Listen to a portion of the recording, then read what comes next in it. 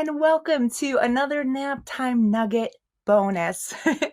So, there's this really accomplished tribe in Africa that you may have heard of called the Maasai tribe, and they have a traditional greeting that they ask in I can't say it. My daughter would be able to say this. I cannot say it. But I can say it in English. It means, how are the children? So when they greet each other, they put such a strong value, these strong, well-known, intelligent, and mighty Maasai. When they greet each other, they say, and how are the children? Why? Because they know that how the children are doing, the well-being of the children is absolutely critical. So that's what they ask, right? So here we are in times of stress. And today, I know we're wrapped up in a lot of us are glued to media. You might feel locked to your phone, trying to catch up on the news, sighing, gasping, lamenting. And so I have to think, when there's times of stress, we can forget about the kids sometimes. It is really important because, as Joseph Campus, a researcher, has very well identified, children watch us to be able to know how they're supposed to think, feel, and act. So now rewind and watch yourself, like as if you had a video camera following you. What have the children been picking up? But those kids are watching us and they're wondering how they're supposed to feel. Let's go back to asking the question, how can we help the children so that this anxiety and depression that's already totally on the rise is a little bit dissipated and they have confidence that things will work out and they will be okay? So I have some ideas for you today. I'm going to give you at least 5 strategies that you can apply easily to help children start to get a feeling that it's going to be okay, so that they don't have to take all this anxiety and stress on themselves, and maybe all of you can do a little better together.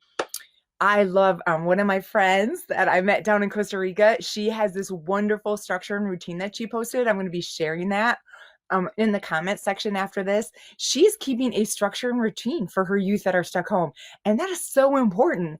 What I loved about her particular list is she had a limit on media, which is important. She had tasks and chores. And that's a wonderful thing because kids need to feel useful. They need to feel like they can do something right now. So having those built into the day is really important. So try and keep a structure to the day, lay out what it's going to be, and have some chores and responsibility in there, even for your youngest. A great idea, of course, from past nuggets is to make a list of the things that need to be done and let your kids 3 and older choose from that list. What is something that they're going to do that day in order to feel useful and give back to the family? It's a harder time when everybody's home. A lot more messes are made. A lot more food needs to be made. Where can they step in and help with that? It'll help them feel needed and useful in this important time. So get that structure and routine in. In that structure and routine, plan breaks. Okay, I mean real breaks from everything. Turn off all technology. Get outside maybe. Have moments where you're just literally, for the next half an hour, we're just going to play. We're going to do something fun. Think about a family game, or you could work on a puzzle. I don't know. We used to play Kazoo, and I'll have those memories forever. It was so much fun to do that together. Even in uncertain times, you can find some joy in your life. So one idea for doing that as a family is to start a gratitude jar. What? Yes, and it doesn't even have to be something you go and buy. Find a jar or a little box and cut up some pieces of paper and start to write down on it things that you're thankful for. Have your kids write down things that they're thankful for throughout the day and put it into the gratitude jar. It rewires our brain to be able to find the things going well right now. And you'll be a great model for those kids who are watching you as you think about what you're thankful for. You can do this in your childcare setting or in your homes. Just really, you and the kids start thinking about, what are you thankful for? Tell people that what you're thankful for, but also go into that gratitude jar, watch it get more full, and then have fun reading, maybe at snack time or at break time. Have fun reading those gratitude things and saying thank you and getting excited about the things that you're thankful for. You'll have less stress and more joy right now today. And there's always something to be thankful for. Use mindfulness tools. I happened to order these two VHS tapes. Remember those? When my kids were young. For young kids, it was for yoga, kids yoga. I don't know. Somebody had given me the idea. I didn't even do yoga at that point. But my 7-year-old liked it so much that she would get up early in the morning, put on that video, and do her yoga in the morning. She felt it left her feeling calmer and more secure. So I'm like, let's do it today. But today you don't have to get a VHS tape. Isn't that awesome? What you need to do today is just go on YouTube. I'm going to put some links on here. One of them is Cosmic Kids Yoga. It is free yoga right on YouTube that you can do. So build it into your day. Maybe that's one of your break times. You can say, oh, it's our yoga break, and put it on the iPad or the TV, and everybody do the kids yoga together. You will have less stress and more joy and be able to find a little bit of calm.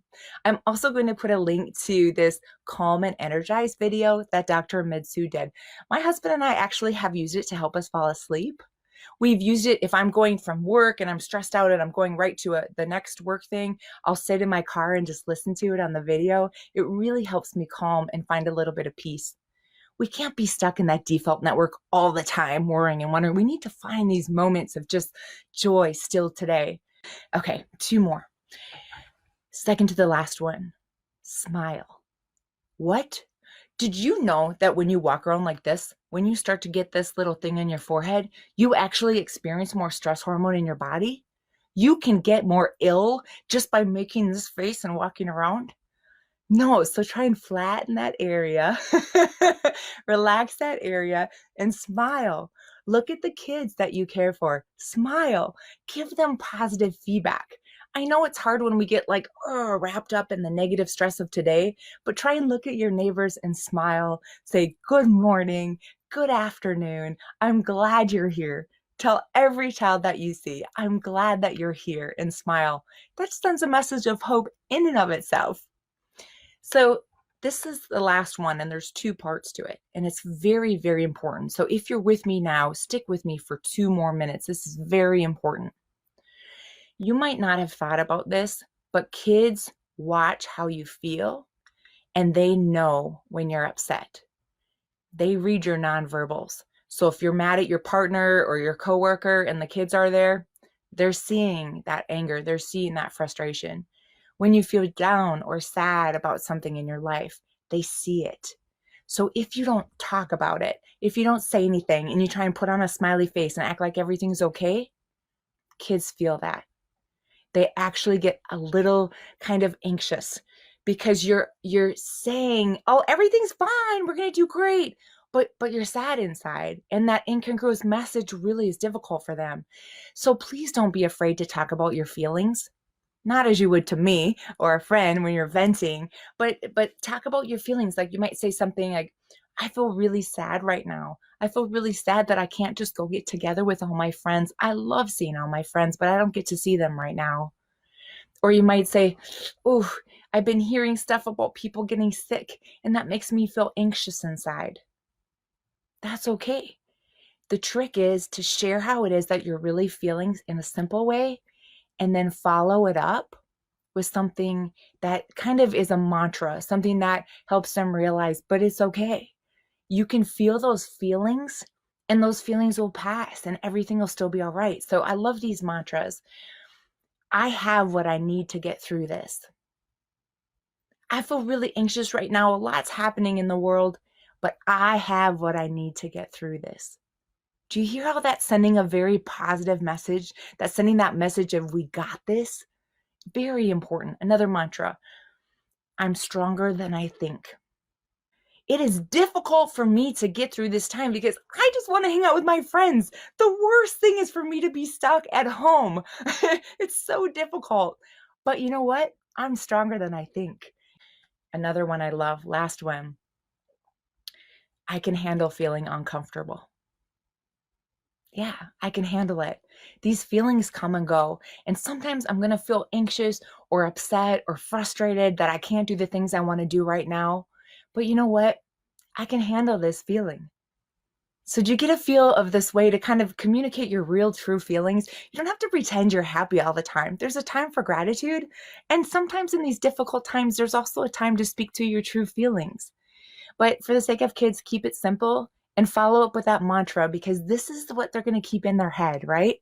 So, when you say things like, I'm stronger than I think, that gets in their head and they start to think, I'm stronger than I think. Yes, I can handle this. Isn't that exciting?